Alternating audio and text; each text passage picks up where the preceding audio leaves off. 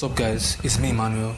So if you have a Kodak Pixpro Az425, quick one on the Kodak Pixpro Az425. This camera does not have a viewfinder, but if you are here for this video, for you to learn how to use the Kodak Pixpro Az425, it does not have a certified hot shoe, it does not have aperture and ISO mode dial, maybe. It doesn't have focus system, the lens is fixed. It only has the mode dial for the camera settings itself. If you want to use the camera, this is the video for you. Make sure you like, comment and subscribe because we are going to do that right now. Thanks for watching. Stay tuned to the next video, almost the end of the video, because I'm going to show you some tips and tricks. So what's up guys, welcome back to my YouTube channel. I remember I was the Art of a Man. I don't know if the noise in the background is doing any justice to the video, but I just want to tell you guys about the Kodak Pixpro Az425 that I have here. I'm trying as much as possible to focus on the Nikon D3200, which I'm using to shoot right now. And I'm also plugged in with the microphone. That's why I want you guys to hear the real audio loud and clear. I don't know if it's doing any justice to the video quality, audio quality also. Let me bring that right here. What I'm using to my video, my mic. I'm not going to waste a lot of time so you guys can understand something. So this is the pack I have on the Kodak Pixpro Az425. Pardon me that I'm speaking fast. That's the way I do. If I don't speak fast, you won't be able to get this video. You won't be able to understand what I do. So here we have the camera itself in its full glory, the Kodak Pixpro Az425. To let you know this, I shot this video previously on the introduction of the camera. Like, it's not when I bought it, but like a kind of manual introduction telling you guys how the camera is, stuff like that. But the video was very terrible. Let me give you a clip for you to see. So the video was terrible, it was very dark, but I just came back here to this place. I'm using the lights here presently. Pardon the noise at the background as I say once again. You can see testing the mic, you can hear me loud and clear, testing the mic loud and clear, loud and clear. Yeah, so let's go straight to the video. Yeah. I don't know if the video is focused in. You can see the name of it right here. Kodak Pixpro Az425. And we also have the lens here, right here. Lens. And we have the side of the camera where you can see your micro USB cable connection. That's for you to charge and transfer files. So those of you that don't know, this is where it was before, but I had to remove it because I need trying to get here to do what I want to do. Because sometimes I usually hold the camera like this, so this will be obstructing my view from making it to the door will be obstructing my view from making it to take some photos. So we have the front right here. This is the lens cover. You need to keep that, cover your lens and protect it. It's a 20 megapixel camera, as I said before. This is the top. Back, you have the side button, navigation button, you have the info button, you have the select button, you have the display, and you have the view button. You can view your pictures and view your inside mode. It's like a bridge camera. So for you guys to understand what a bridge camera is, I haven't taught you about the bridge camera. Bridge cameras essentially, or specifically, they are cameras that essentially what they do is actively making you to have efficient zoom ranges on like a mid-range camera devices, unlike the one I'm shooting on now. It's a professional DSLR which has the lens unattached and the body unattached. What I mean is that in sense of that this camera here, it comes with the lens focused on together. The lens is fixed to the body, while the normal DSLR and mirrorless, the lens is not fixed. And while the lens is fixed, it also gives efficient zoom ranges, as you can see. Right here now is a 32x zoom. It can zoom up to 32x. As you zoom up to 32x, mechanism right here shows the 32x in full. Whereas you can also go and increase the zoom ranges to maybe 168, depending on the kind of camera you use. If it's heavy, and crank it forward, and it takes you 168. It's 168 is the likes of Canon, the Sony, the Samsung S24 and Galaxy S23 that does a max zoom ranges from 0 to 100. Essentially, like they use the telephoto lens, but this one doesn't need, everything is joined together. Put your telephoto lens and any other lens you need, zoom lens. So that's that for that. You can take some massive shots from far away at 168x. Man, fortunately for you, it remains retains the quality. It's not like unlike other cameras, of them together from the main lens. Once you have zoomed out the max zoom range, the pictures tend to become blurry. But with this one, with the 20 megapixel, the pictures are still okay for editing, but it might come a little bit blurry, but you are still manageable and efficient for your pictures, similar to the likes of the Samsung and high-end devices. So pardon the sound in the background, like I said before, please just pardon that. This is a Kodak Pixpro LB06T battery, 06T. I have lots of things in this camera bag. Okay, you have my card case. You can have different cards you can use and take your photos and videos. There's extra digital battery. This is the LB06T as well, but this is color white. I have two of these, so it makes it very efficient for you guys that are shooting long videos or maybe doing some high-end productions that need extra life. Mind you, you can also use your macro charger, your macro USB charger to charge this device while you are using it. So battery is here, and you have long life here. So instead of charging this and making use of different batteries and swapping out, being wasting of time, you can just connect your power bank or your power supply and charge and use whatever time you want. I want my audio to be very good, so for the front camera is very good in low light conditions, but mostly bridge cameras, they don't come with the hot shoe as you see. So anytime you come to take pictures in the night, the ISO is only take your pictures, unless your pictures just come out as extremely noisy.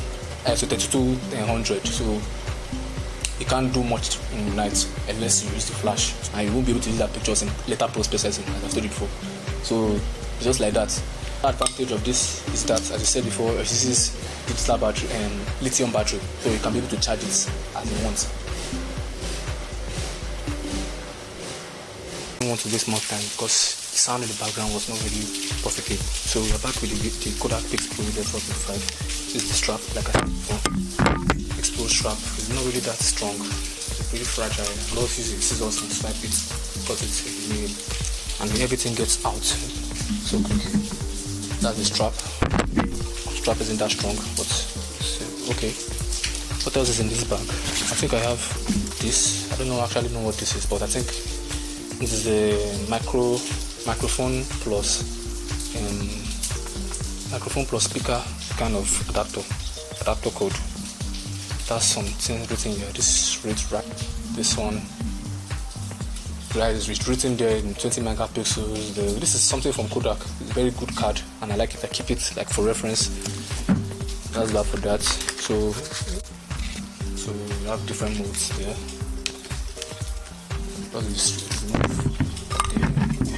The whole dial, you can see different modes. Modes like that. Modes.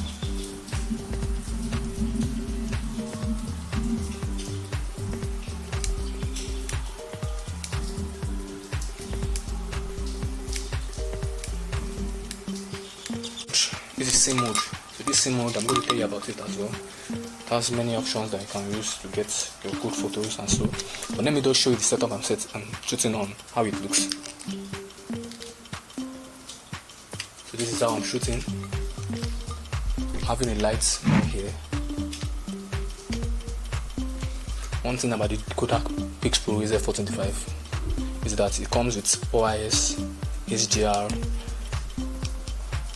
continuous autofocus continuous 20 megapixels, and exposure metering, different things like that. Very efficient for your normal photography needs and others you need.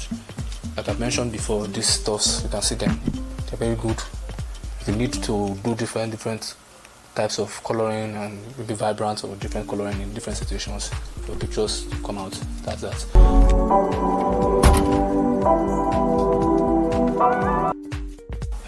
Protector. It doesn't have the screen protector. So as you can see here is an actual LCD you are seeing. You're actually not seeing anything other than the LCD. So once I press it, you can see some scars in the front. The downsides of the camera is that you can't actually zoom from the side.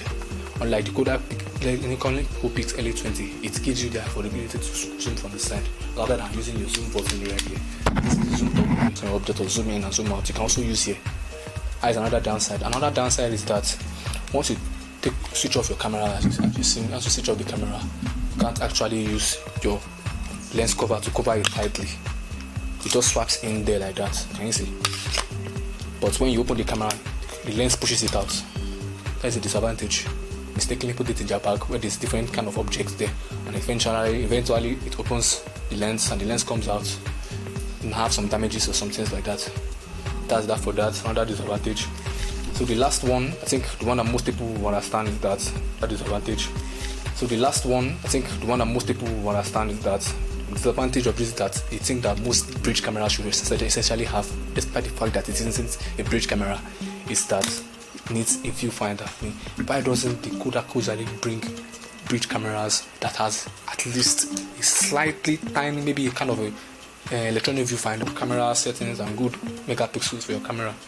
That's the disadvantage of that, and it's a very huge advantage, but it gets the job done for what you need. Although, as we said before, it's not a professional DSLR, it's a professional camera for the kind of settings you want. Pixpro or Kodak, different Kodak settings, different Kodak manuals, different Kodak usage. Once you zoom it out completely, now I can see where I'm zooming. I'm going to try and take a picture of what I'm zoomed into.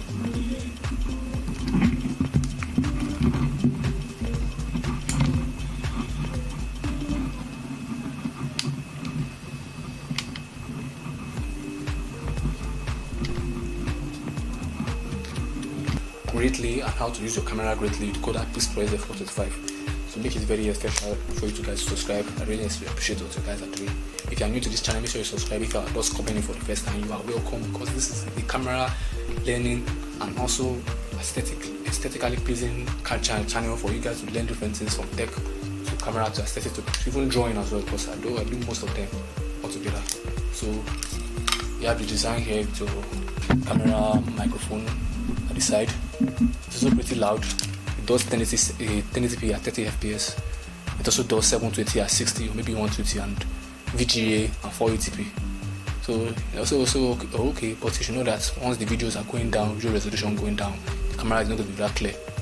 But as they lower the quality, the lower the megabytes and the size. The higher the quality, the higher the size. That's that for that. It's a good camera for videos as well, but you need to have a steady hand or a steady tripod. If not, your videos will be blown out and rubbish. Thanks for watching, guys. I really appreciate you guys. This is the Kodak Pixpro Az425 video. Next time, I need you to get back in business and taking good shots with your camera, taking good pictures with your camera. Even if you have a DSLR or you have a bridge camera, that is what you need. Embrace it. Now that you have a DSLR, some don't have a camera, but as you can use this, guys, for different composition styles. As you can see, it has many composition styles that most cameras and most modern devices can't actually do. But thanks for watching. I really appreciate it. See you in the next time.